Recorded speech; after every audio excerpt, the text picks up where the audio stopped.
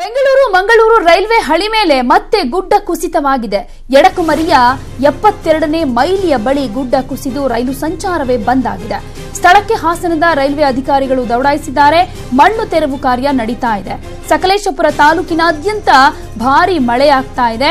ಒಂದು ಕಡೆ ರೈಲು ಮಾರ್ಗ, ಇನ್ನೊಂದು ಕಡೆ ಶಿರಾಡಿ ಘಾಟ್ ರಸ್ತೆ ಕೂಡ ಬಂದ್ ಆಗಿರುವುದರಿಂದ ವಾಹನ ಸವಾರರಿಗೆ ಸಾಕಷ್ಟು ಪರದಾಟ ಆಗಿದೆ. ಮತ್ತೆ ಭೂಕುಸಿತ ಆಗ್ತಾ ಇದೆ. ಈಗ ರೈಲ್ವೆ ಹಳಿ ಮೇಲೆ ಗುಡ್ಡ ಕುಸಿದಿರೋದ್ರಿಂದ ರೈಲು ಸಂಚಾರ ಕೂಡ ಬಂದ್ ಆಗಿದೆ. ಸಕಲೇಶಪುರ ತಾಲೂಕಿನಾದ್ಯಂತ ಸಾಕಷ್ಟು ಮಳೆ ಆಗ್ತಾ ಇದೆ. ಕೊಡಗಿನಲ್ಲಿ 12 ದಿನ ಕಳೆದ್ರೂ ಇನ್ನೂ ಸಿಕ್ಕಿಲ್ಲ ಗಿಲ್ಬರ್ಟ್ ಮೃತದೇಹ. ನಾಪತ್ತೆಯಾದ ಗಿಲ್ಬರ್ಟ್ಗಾಗಿ ಶೋಧ ಕಾರ್ಯ ಮುಂದುವರಿತಾ ಇದೆ. ಕಾಟಗೇರಿಯ ಗುಡ್ಡ ಕುಸಿತದಲ್ಲಿ ಗಿಲ್ಬರ್ಟ್ ನಾಪತ್ತೆಯಾಗಿದ್ರು. Garuda force, SDRF, emergency service ತಂಡ ಭಾಗಿಯಾಗಿ ಹುಡುಕಾಟ ನಡೆಸ್ತಾ ಇದ್ದಾರೆ. ಇತ್ತ ನಿರಾಶ್ರಿತ ಕೇಂದ್ರದಲ್ಲೇ 12 ದಿನಗಳಿಂದ ಜನರ ಬದುಕು ಸಾಗ್ತಾ ಇದೆ.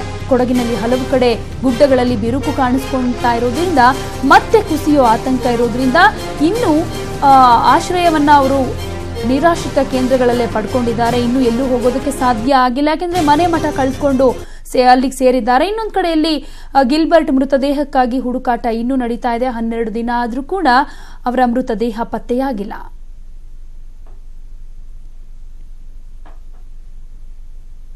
ಈ ಬಗ್ಗೆ ಮತ್ತಷ್ಟು ಮಾಹಿತಿಯನ್ನು ಕೊಡ್ತಾರೆ ನಮ್ಮ ರಿಪೋರ್ಟರ್ ಲೋಕೇಶ್. ನೇರ ಸಂಪರ್ಕದಲ್ಲಿದ್ದಾರೆ. ಲೋಕೇಶ್, ಗಿಲ್ಬರ್ಟ್ ಮೃತದೇಹಕ್ಕಾಗಿ ಇವತ್ತು ಸದ್ಯಕ್ಕೆ ಯಾವ ರೀತಿ ಹುಡುಕಾಟ ನಡೀತಾ ಇದೆ? ಇನ್ನು ನಿರಾಶ್ರಿತ ಕೇಂದ್ರದಲ್ಲಿ ಇದ್ದವರ ಪರಿಸ್ಥಿತಿ ಸದ್ಯಕ್ಕೆ ಹೇಗಿದೆ?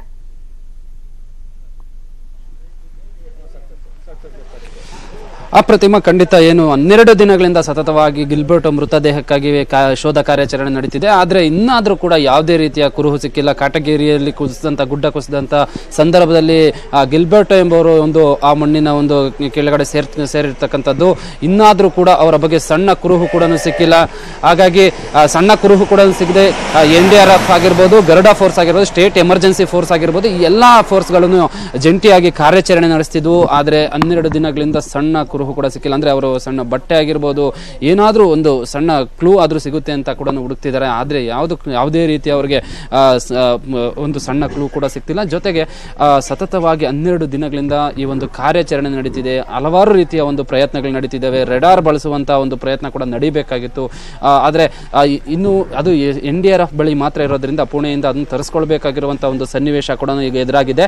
ಆದ್ರೆ ಪ್ರಮುಖವಾಗಿ ಹೇಳೋದಾದ್ರೆ ಈಗ ಏನು ಕೇವಲ ಮ್ಯಾನ್ ಫೋರ್ಸ್ ನಿಂದ ನಡೀತಿರ್ತಕ್ಕಂಥ ಕಾರ್ಯಾಚರಣೆಯಲ್ಲಿ ಯಾವುದೇ ರೀತಿಯ ಫಲಿತಾಂಶ ಬರೋದಿಲ್ಲ ಅಂತ ಕೂಡ ಈಗಾಗಲೇ ಬಹುತೇಕ ಖಚಿತ ಆಗಿದೆ. ಹಾಗಾಗಿ ಆ ಡ್ರೋನ್ ಮೂಲಕ ಕಾರ್ಯಾಚರಣೆ ಕೂಡ ನಡೆಸಬೇಕಾಯಿತು. ಡ್ರೋನ್ ಮೂಲಕ ಕಾರ್ಯಾಚರಣೆ ನಡೆಸಿದ್ರೆ ಅಲ್ಪ ಮಟ್ಟಿಗೆ ಆದ್ರೂ ಯಶಸ್ವಿ ಆಗುವಂತ ಸಾಧ್ಯತೆ ಇತ್ತು. ಆದ್ರೆ ಇವತ್ತು ಅದು ಕೂಡ ಮಾಡೋಕ್ಕಾಗ್ತಿಲ್ಲ. ಯಾಕಂದ್ರೆ ಕಳೆದ 12 ದಿನಗಳಿಂದ ಕೂಡ ವೆದರ್ ಅಷ್ಟು ಸಪೋರ್ಟ್ ಮಾಡ್ತಿಲ್ಲ.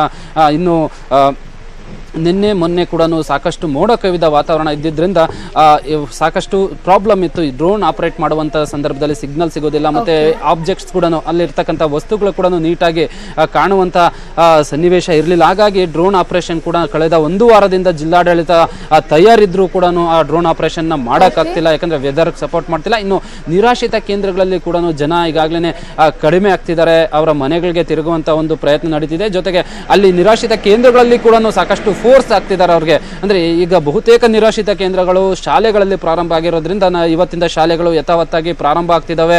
ಪ್ರಾರಂಭ ಆಗುವಂತ ಹಿನ್ನೆಲೆಯಲ್ಲಿ ಅಲ್ಲಿರ್ತಕ್ಕಂಥ ನಿರಾಶ್ರಿತರನ್ನು ಹೊರಗೆ ಕಳಿಸುವಂತ ಪ್ರಯತ್ನ ನಡೀತಿದೆ. ಅವ್ರನ್ನ ಕುಶಾಲನಗರದಲ್ಲಿ ಇರ್ತಕ್ಕಂಥ ರಿಹ್ಯಾಬಿಟೇಷನ್ ಸೆಂಟರ್ ಏನಿದೆ ಅಲ್ಲಿಗೆ ಕಳಿಸುವಂತ ಪ್ರಯತ್ನ ಕೂಡ ನಡೀತಿದೆ. ಆದ್ರೆ ಇವೆರಡೂ ಕೂಡ ನಿಜಕ್ಕೂ ಇಲ್ಲಿ ಏನೊಂದು ಮಳೆಯ ನೆರೆಗೆ ನಿಜಕ್ಕೂ ನೋವಿಗೆ ಸಿಲುಕಿದ್ದಾರೆ. ಅವ್ರಿಗೆ ಆ ನೋವು ಹೆಚ್ಚಾಗಿ ಪ್ರಾಬ್ಲಮ್ ಮಾಡಿರ್ತಕ್ಕಂಥದ್ದು. ಆದ್ರೆ ನಿರಾಶ್ರಿತರು ಇವತ್ತು ಅಲ್ಲಿ ಹೋದ್ರೆ ಎಲ್ಲಿ ಉಳ್ಕೋಬೇಕು ಅನ್ನೋದು ಕೂಡ ಇವಾಗ ಸಹಜವಾಗಿ ಅವರಲ್ಲಿ ಇರ್ತಕ್ಕಂಥ ಪ್ರಶ್ನೆ. ಇನ್ನು ಮನೆಗಳಿಗೆ ಹೋದಂತ ಸಂದರ್ಭದಲ್ಲಿ ಕೂಡ ಅವರ ಈಗಾಗಲೇ ವೆಲ್ ಸೆಟಲ್ಡ್, ಅಂದ್ರೆ ಅವ್ರಿಗೊಂದು ಡಿಸಿಪ್ಲಿನ್ ಲೈಫ್ ಇತ್ತು. ಆ ಲೈಫ್ ಕೂಡ ಇವತ್ತು ಕಂಪ್ಲೀಟ್ ಡಿಸ್ಟರ್ಬ್ ಆಗಿದೆ. ಆದ್ರೆ ಎಲ್ಲಿ ಉಳ್ಕೊಬೇಕು ಅನ್ನೋದು ಕೂಡ ಸದ್ಯದ ಪರಿಸ್ಥಿತಿ. ವೆದರ್ ಕೂಡ ಸಂಪೂರ್ಣವಾಗಿ ಮತ್ತೆ ಮಳೆ ಆಗುವಂತ ಸಾಧ್ಯತೆ ಇದೆ. ಪ್ರತಿಮಾ, ಧನ್ಯವಾದ ಲೋಕೇಶ್ ತಮ್ಮೆಲ್ಲ ಮಾಹಿತಿಗೆ.